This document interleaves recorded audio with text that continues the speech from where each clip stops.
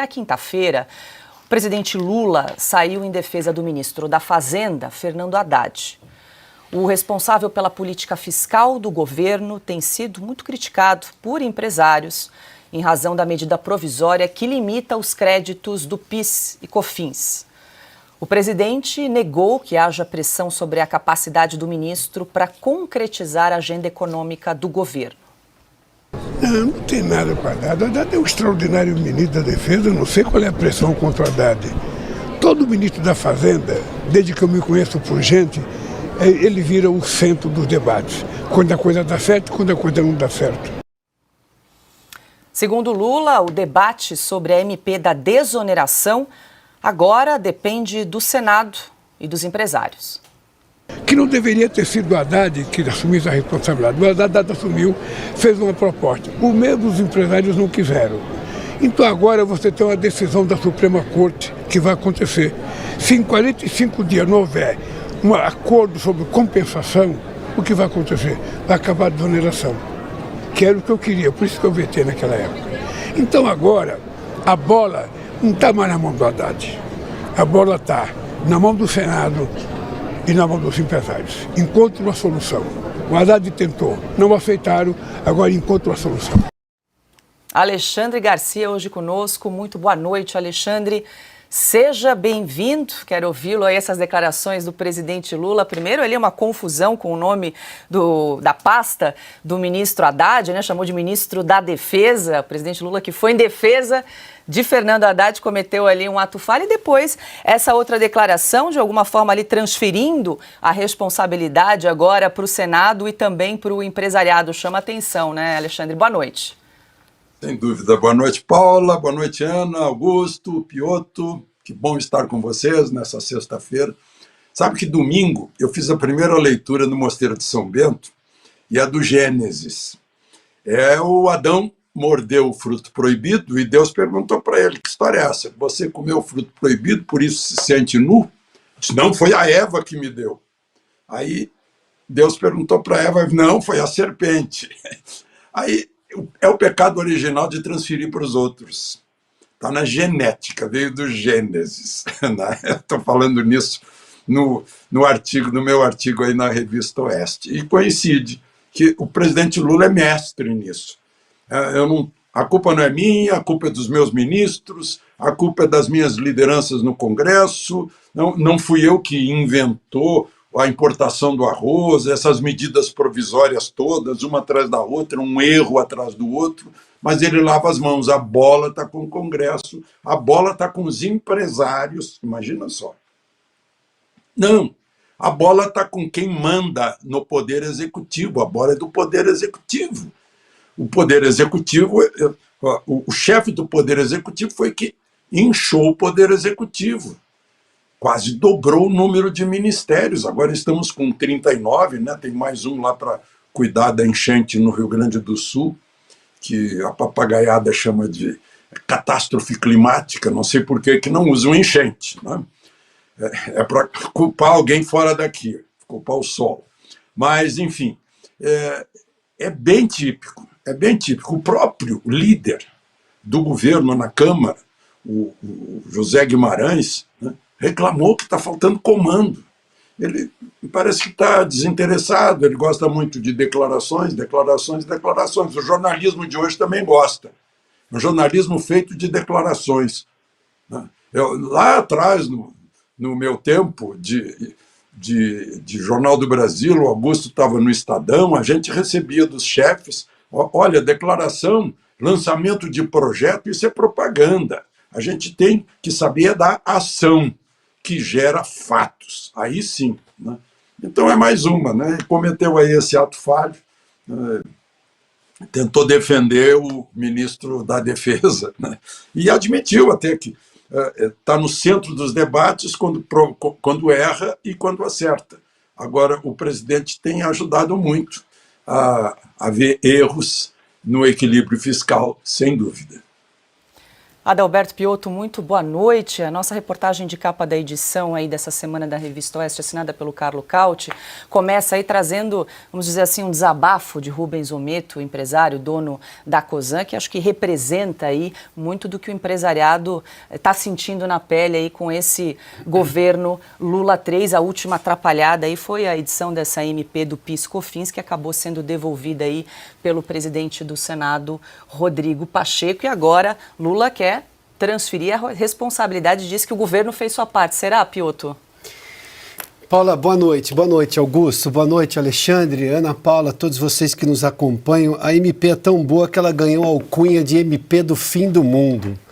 E olha que chamar de MP do fim do mundo é o limite de qualquer abuso. Neste caso não é um abuso, é uma constatação.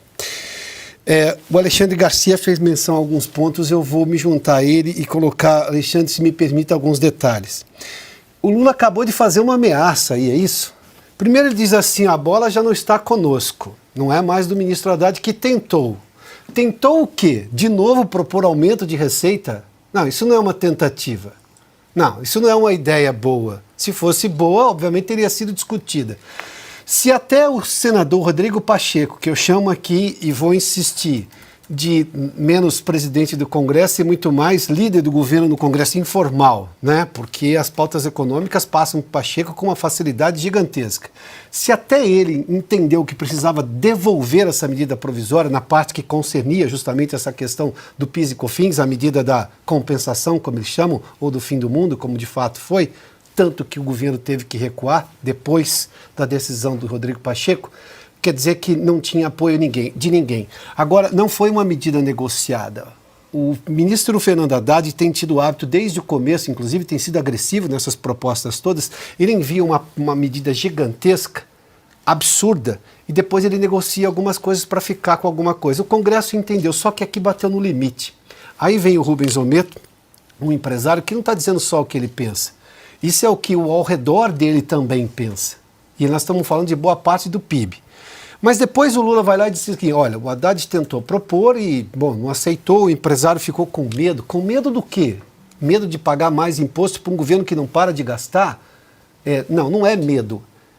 Inclusive, olha, quem deu apoio hoje ao ministro Fernando Haddad foi o presidente da FEBRABAN, que disse, olha, esse negócio de conseguir equilíbrio fiscal com aumento de receita acabou. Olha só, esse é o que está apoiando o ministro Haddad, que está assim no fio da navalha, por absoluta incompetência, inclusive. E ele deveria reconhecer que o chefe dele não quer cortar gastos, como não quis desde o começo da gestão. Mas eu vou só no ponto que é mais, na minha opinião, que é mais grave. Ele disse assim, olha, se não acharem um acordo, olha só, o presidente da República primeiro assume o limbo político que ele está. E limbo político é meio caminho para o impeachment. Está faltando um fato só, que talvez apareça nos próximos dias. Porque daqui a pouco, se tiver um fato, impeachment é um processo político, dada, obviamente, a situação ruim, degradada que está o país, o Congresso pode seguir nesse caminho. Mas aí ele diz assim, olha, se não der tudo isso, o Supremo vai voltar com a reoneração. Vamos só lembrar rapidamente o que aconteceu. Lá no final de abril, o ministro Zanin, ex-advogado do Lula, é preciso citar isso aí, não posso fugir aos fatos, concedeu uma liminar a pedido do Ministério da Fazenda, que mudava completamente o processo, afrontava uma decisão do Congresso Nacional com a volta da reoneração. No final de abril, todos os empresários teriam que sair correndo para refazer as guias de recolhimento, não respeitando a noventena, que é prevista na Constituição, não respeitando a lógica de negociação. Bom, depois entrou-se numa conversa, o governo vai propor uma nova solução. Veio essa coisa absurda, abjeta, de aumentar mais impostos ou mudar as regras. Teve o desfecho negativo. E aí o Lula fala, olha, se não der, o Supremo vai voltar. Mas olha a origem dessa decisão do STF lá atrás. Foi, obviamente, uma coisa combinada entre governo e Supremo, no que a gente chama aqui de consórcio. Ou seja, o presidente Lula não está governando porque talvez ele não tenha a menor ideia mais do que fazer. Porque talvez ele não tinha ideia nem na época da campanha, porque talvez no plano dele não estivesse ganhar a eleição. Fato é que aconteceu tudo que a gente discute com muita frequência e hoje o país está num limbo, porque quem deveria governar abre mão, joga a responsabilidade para o outro lado, que, enfim, vai tentar encontrar alguma forma para simplesmente deixar o país nos trilhos. Mas Lula já deixou de ser presidente e isso é muito ruim. Ana Paula Henkel, muito boa noite. Ana, a gente pode dizer que o presidente Lula tentou blindar o ministro Fernando Haddad depois de sucessivas derrotas no Congresso? Boa noite. Boa noite, Paula, Piotto, mestres, Augusto Nunes e Alexandre Garcia, toda sexta-feira. Onde você encontra isso? Dois mestres desse quilate. E muito boa noite a todos vocês, audiência querida. Paula, muito pouco a acrescentar ao comentário do Alexandre e do Piotto, mas a velha tática de o sítio não é meu, os pedalinhos não são meus, os vinhos não são meus, segue, né? É um governo que não tem votos no Congresso, principalmente quando as pautas são relacionadas às pautas de cultura, às pautas ideológicas, às pautas de comportamento. Então, é claro, né, o Lula nunca admitiu absolutamente nada, apenas ele colhe os frutos e empurra algumas narrativas, algumas falácias. Eu estava até assistindo hoje de manhã, fiquei muito impressionada, confesso. Um comentarista de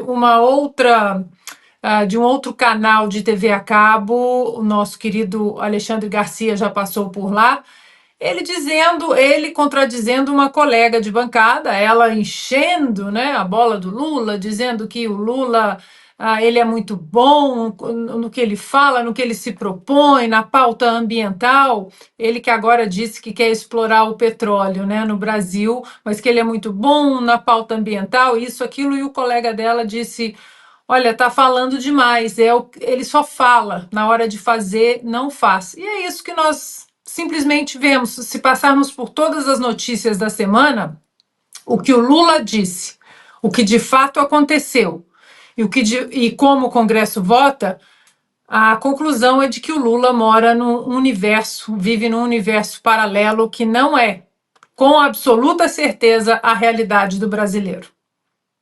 Augusto Nunes, muito boa noite e seja bem-vindo.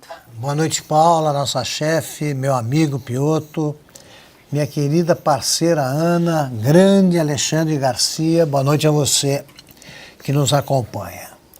Bom, o Lula fala em agenda econômica do governo. Qual é?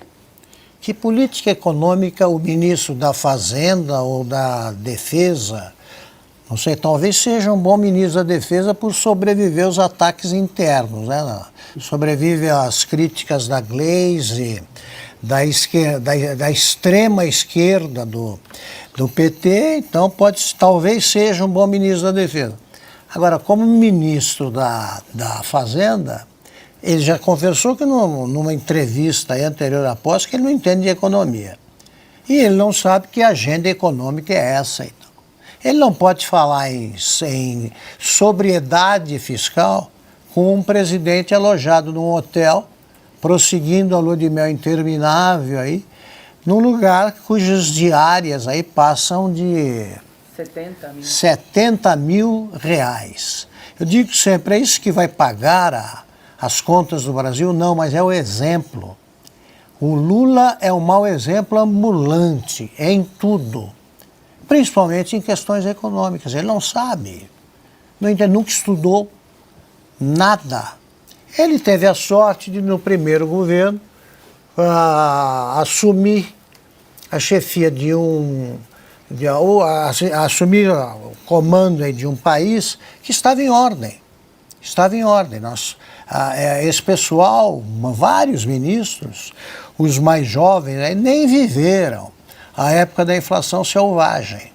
E o Lula escapou dela e agradeceu ao ex-presidente Fernando Henrique, que tinha caído no colo dele uma herança maldita. O Lula só culpa os outros. Ele não atribui as coisas boas que fizeram, ele assume, que fizeram os antecessores, e culpa até os futuros presidentes pelos pecados que ele comete agora. É o seguinte, os empresários, como mostra a reportagem de capa desta edição de Oeste, os empresários estão pensando que o Rubens Romito resumiu numa frase: assim não dá. Assim não dá. Essa frase o Lula entende. E ele ameaça também judicializar de vez as questões políticas, recorrendo ao Supremo. Isso mostra que ele está subordinado a quem de fato comanda o consórcio, não sabe como dialogar com o Congresso, não tem a menor chance de conseguir maioria e vai perdendo apoios, o apoio que tinha, já perdeu em grande parte da frente que aderiu à candidatura dele, seguindo uma espécie, repetindo, né, uma espécie de loucura aí muito frequente. Você, com a mesma pessoa no governo, você quer que as coisas sejam diferentes do que a pessoa faz. O Lula tem sido mais Lula do que nunca. E isso não vai acabar bem para o governo.